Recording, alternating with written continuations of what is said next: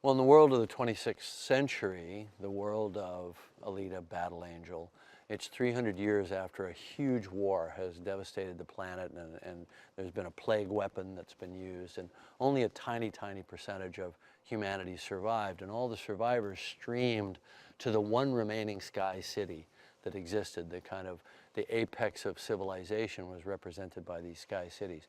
So people streamed from all over the world. Somehow they managed to get there, and they formed a giant refugee camp in the shadow of this sky city that floats, a mile or so above them in the sky.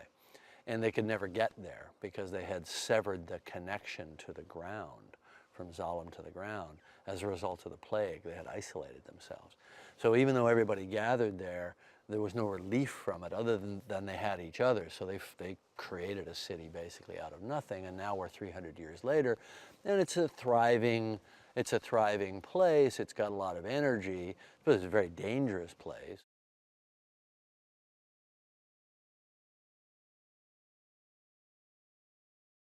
I like Alita because she's absolutely fearless. And it's actually interesting writing a character that has no fear. She has no fear. If she her motto, her kind of life motto is, I will not stand by in the presence of evil. She can't not do something when she's confronted with an injustice. She will do something. It's just who she is. And she's absolutely unafraid. It doesn't matter how big the opponent is or how powerful or how menacing. She just goes right at it. Now, that's a hard character to write because you have to find the vulnerability. Well, her vulnerability is all about the people that she loves. She will never fear for herself, but she will fear for them. And then, and only then, is she afraid, or is she stressed by something that might happen. So it's all about the bonds that she forms after she awakens in her new body, and how she fights for the people that she loves, and then, the betrayals and the things that she learns about kind of the darker side of human nature.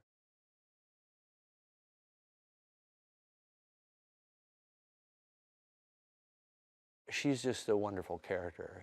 I think that she represents, I think, a certain kind of female empowerment that we need in films. It's an empowerment of her internal psychological and spiritual character, not just her physical strength.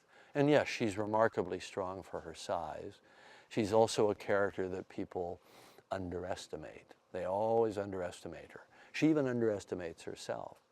One of the things she says at some point early in the film is, I'm just an insignificant girl. They threw me away with the rest of the garbage, because she's literally physically found in a garbage heap. But it's very easy to underestimate a little pipsqueak, 4'7" or whatever she is, young teenage girl, until she goes into action, until she transforms into, she doesn't physically transform, but she mentally transforms into some version of herself that clearly she was in the past.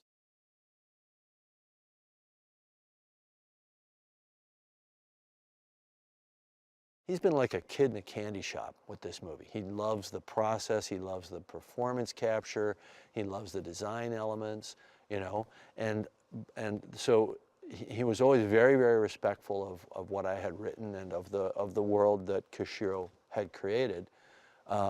But he's also not afraid to make it his own, and I wanted to give him as much space as he needed creatively, and I was emphatic about that from the beginning. So we fell into this really good working relationship, because we'd been friends for 20 years, but we'd never really worked together. And it turns out that he's like insanely collaborative. He really likes the camaraderie of working with other creative people.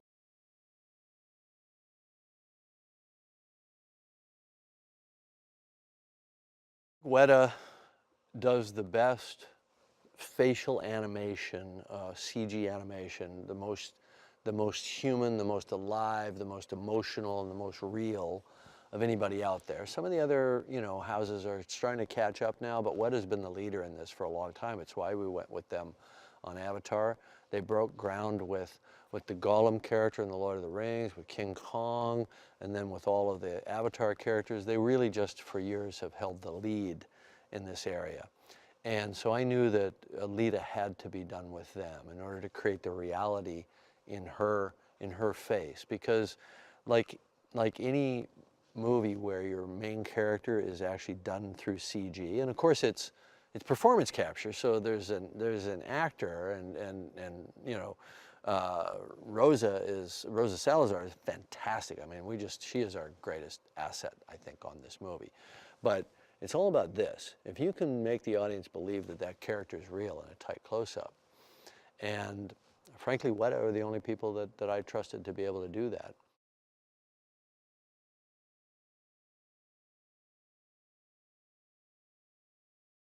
It's pretty hard to quantify how big the reaction was that Robert and I both had to Rosa. I mean, she just came in the normal sort of process of casting, and she just started to emerge out in front of everybody else as an actor who put such heart, such emotion, and such vitality into every moment.